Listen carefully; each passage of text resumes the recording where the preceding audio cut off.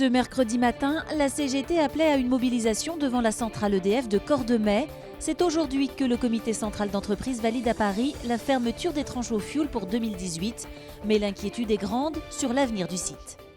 Défendre leurs emplois. Tel était l'objectif des 300 à 400 personnes rassemblées ce mercredi matin devant la centrale de Cordemais. Un piquet de grève a été installé dès 7 heures pour bloquer l'accès au site. Des salariés de la raffinerie de Donge et des agents portuaires ont également participé au rassemblement.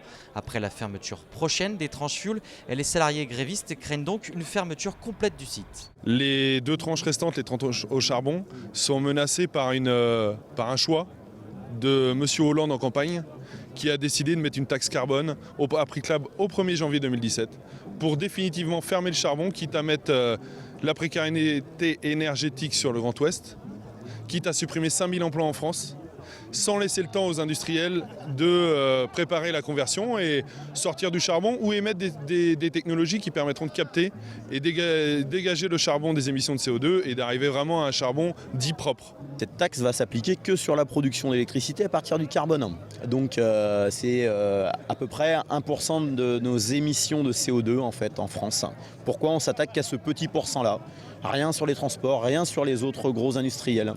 Donc c'est vraiment profondément injuste et ça va nous conduire, nous, à fermer notre structure parce qu'on ne sera plus compétitif, comme c'est un mot à la mode.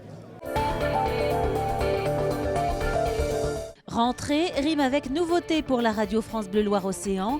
15 heures de programmes locaux supplémentaires chaque semaine et un animateur désormais dédié à l'infotrafic. L'infotrafic, c'est un service à part entière, c'est-à-dire que nos auditeurs ont besoin d'avoir des éléments quand ils se déplacent d'un point à un autre dans leurs habitudes. Tiens, mon tramway, est-ce qu'il fonctionne, mon TER, mon bac de Loire, et puis évidemment avoir des infos quand il se passe quelque chose. Tiens, tout à coup, le pont de Cheviré est bloqué, pourquoi? Donc pour cela, nous avons dédié un animateur le matin et le soir à cet infotrafic, de façon à ce que les animateurs qui ont des invités en studio puissent se consacrer pleinement à leurs émissions. C'est donc une façon de rendre ce service au plus près, d'être efficace, d'être pertinent. C'est une ancienne journaliste nantaise qui se lance dans le spectacle d'humour, un one-woman show basé sur la dérision de son ancien métier. Jean-Michel Naga a assisté à sa dernière répétition.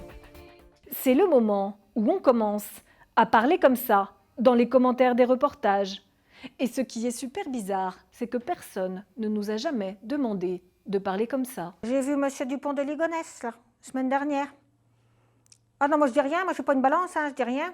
Va chez moi, là derrière, la place derrière, la boulangerie. Il y a un gros mythe autour du journalisme. Quand on dit à quelqu'un « ouais, je suis journaliste », c'est « oh la vache, c'est génial, j'aurais adoré faire ça, tu dois avoir plein de gens en permanence ».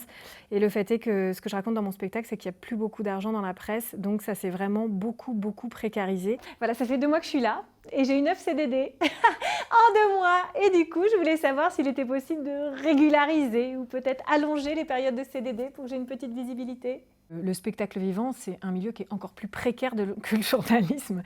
Donc là, je le fais, j'en profite parce que ça fonctionne, mais peut-être qu'un jour, ça s'arrêtera. Donc là, j'en profite à fond, quoi. Il s'agirait de te confier les rênes d'une émission de A à Z sur un sujet hyper concernant puisqu'il touche 1 Français sur 3. Il s'agit des hémorroïdes. La misère. Non mais la misère. Là, tu te dis, mais qui va vouloir me parler devant une caméra de veines qui gonflent dans son cul?